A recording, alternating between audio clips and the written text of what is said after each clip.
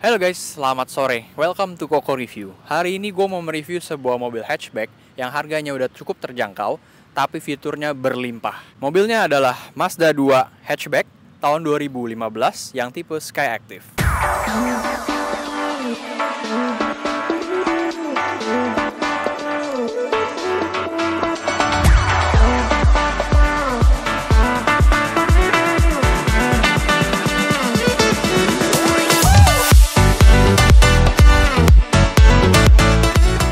Mobil ini cocok buat anak papi I yang lagi baru mau masuk kuliah, terus bapaknya punya budget. Nah, papa punya budget 160 juta buat beliin kamu mobil.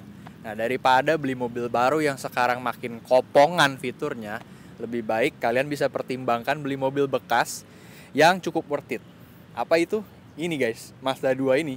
Ini sekarang harganya yang tahun 2015 itu cuman di kisaran 150 sampai 165 juta something untuk tipe yang paling tinggi loh, tipe GT atau Grand Touring. Nah, buat yang penasaran fiturnya apa aja, mari kita bahas. Pertama-tama seperti biasa kita bahas dari fascia depan atau tampak mukanya.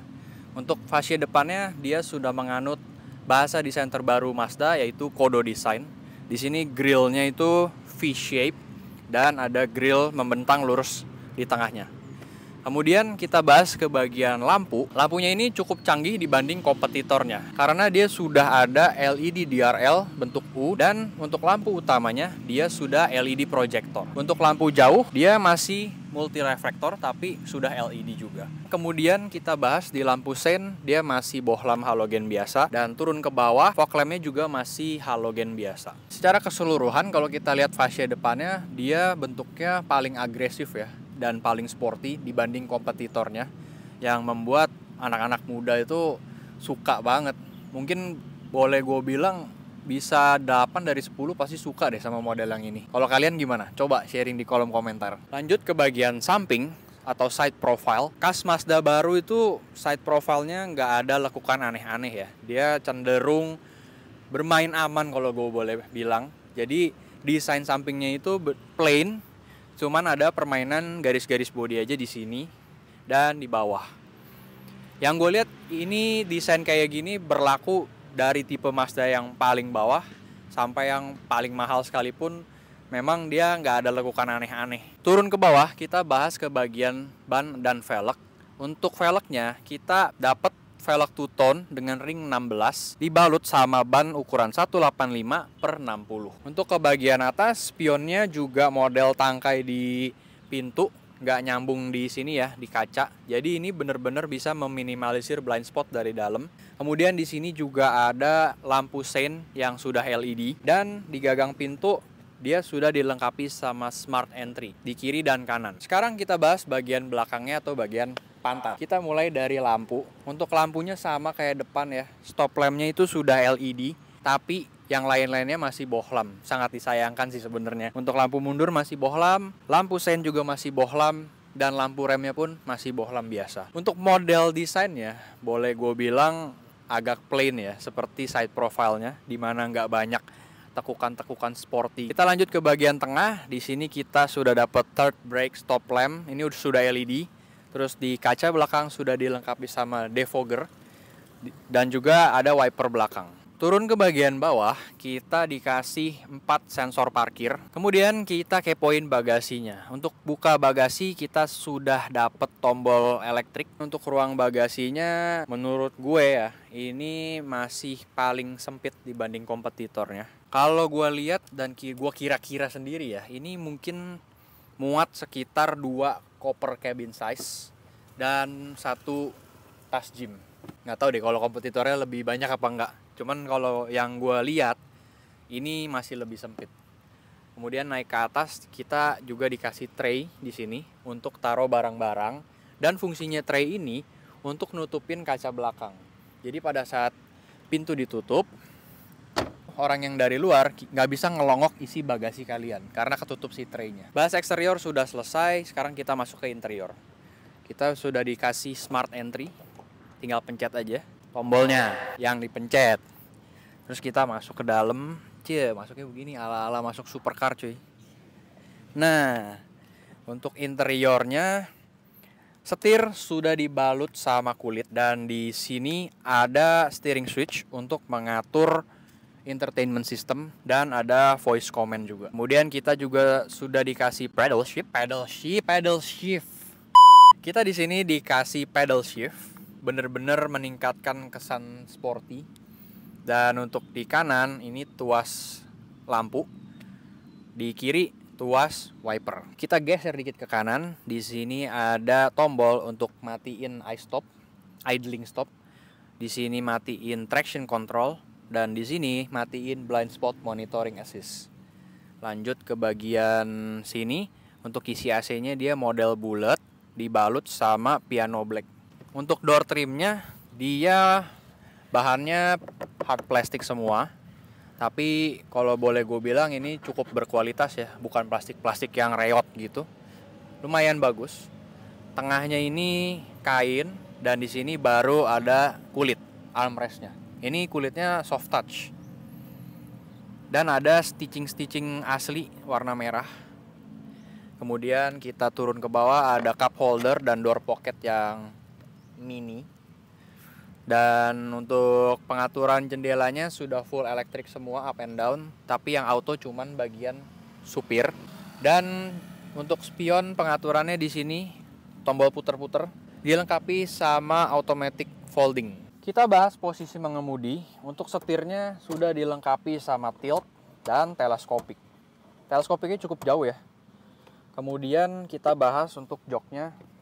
Ini manual adjustment, maju mundur.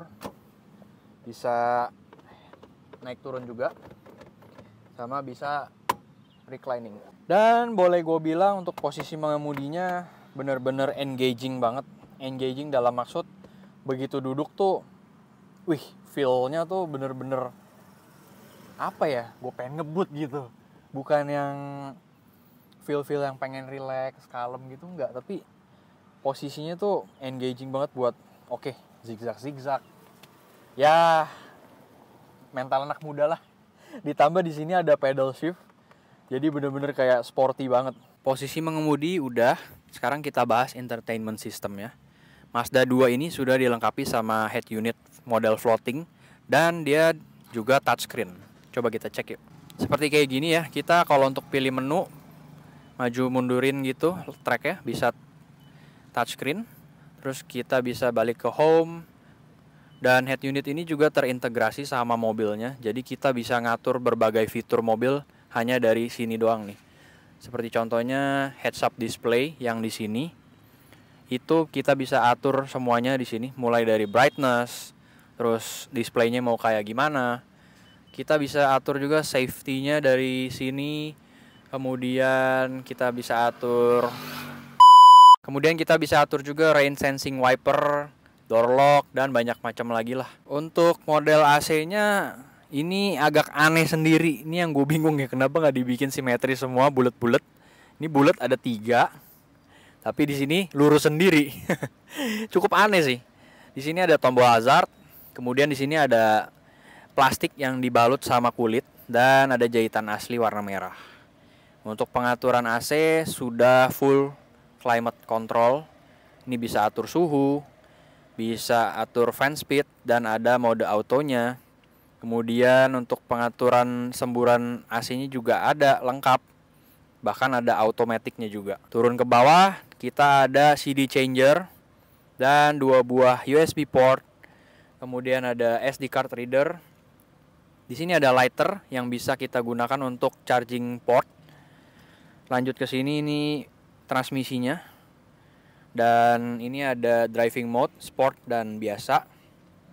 Lanjut ke bawah, ini pengaturan untuk head unitnya ala-ala BMW iDrive gitu ya. Ada knop-knop puter-puteran. Ini buat ngatur volume. Ini home, terus music, navigation, dan masih banyak lagi lah. Nah, di sini parking brake-nya sayang ya, masih model tuas gini. Tapi memang menurut gue plus minus sih. Kalau model tuas gini, sporty feelingnya masih dapet dibanding yang elektrik. Lanjut ke sini ada 2 buah cup holder dan di belakang ada tempat penyimpanan. Kita bisa nyimpen kartu kayak gini di sini dan di sini bisa nyimpen barang. Asal jangan nyimpen selingkuhan aja di sini. Sekarang kita bahas bagian penumpang belakang. Untuk joknya full berwarna hitam dan ada permainan variasi merah di sini. Untuk posisi duduk penumpang belakang sih ini menurut gue cukup claustrophobic karena kalau pintunya ditutup, door trim ini nih posisinya agak tinggi ke atas. Jadinya kita tuh gimana ya, kaca ini tuh berasa kecil dan kita di dalam tuh berasa terkungkung ya. Bahasa Indonesianya apa tuh? Claustrophobic lah. Ditambah lagi interiornya itu full black. Jadi menambah kesan claustrophobic ya. Kemudian untuk legroom, ini posisi mengemudi gue di depan. Dan ini yang cukup bikin bingung loh. Karena gue nih 165, cukup pendek. Ini udah sisa segini doang nih legroomnya. Kalian bisa bayangin kalau orang yang tingginya di atas 175, pastikan ini kursi makin mundur. Apalagi duduk di belakang. Gue bisa cuman begini doang kali. Untuk headroom sih so far menurut gue gak ada masalah ya. Masih oke lah segini. Tapi yang permasalahan gue adalah legroom. Cuman sisa segini. Kemudian untuk posisi senderannya sih cukup nyaman. Derajatnya tuh gak terlalu tegak. Masih agak rebah ya. Jadi untuk menurut gue kalau boleh jujur belakangnya Mazda 2 ini claustrophobic sih. Terakhir kita bahas ruang mesin. Aduh. Untuk spek mesinnya itu 1500 cc, 4 silinder dan mesinnya sudah Skyactiv. Tenaga yang dihasilkan itu 109 horsepower dengan torsi 148 Nm.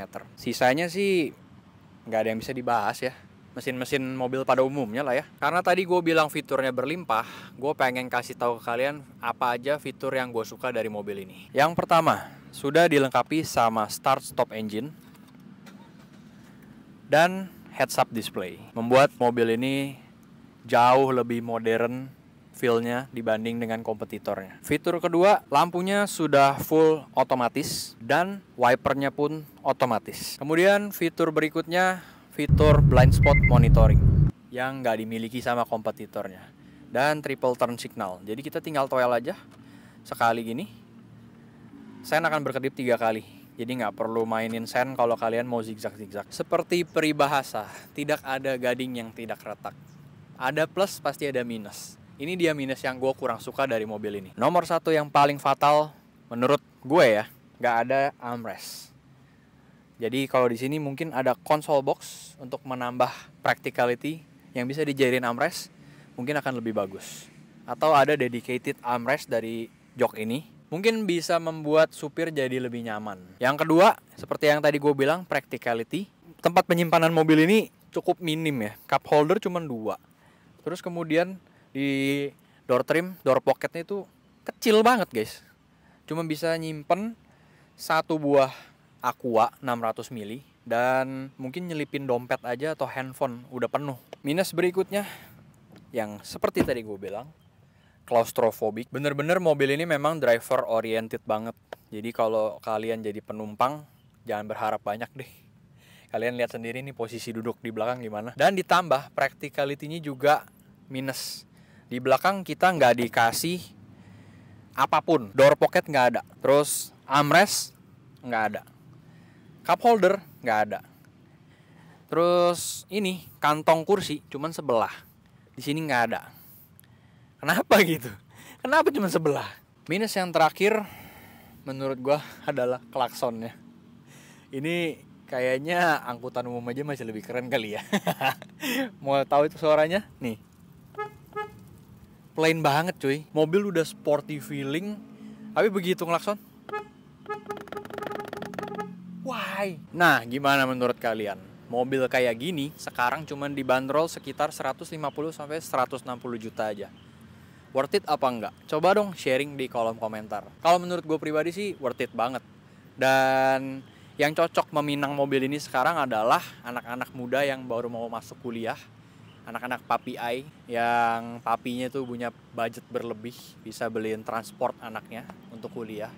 Kalau gue sih dulu naik bus. Kalau sekarang sih enak ya, papi ai butuh mobil nih. Nah, Menurut gue ini cocok banget. Kenapa gue bilang cocok buat anak kuliahan? Karena bensin mobil ini cukup irit loh. Untuk pemakaian dalam kota, gue sudah tes, itu bisa mencapai 1:12,5 dengan pemakaian BBM Pertalite.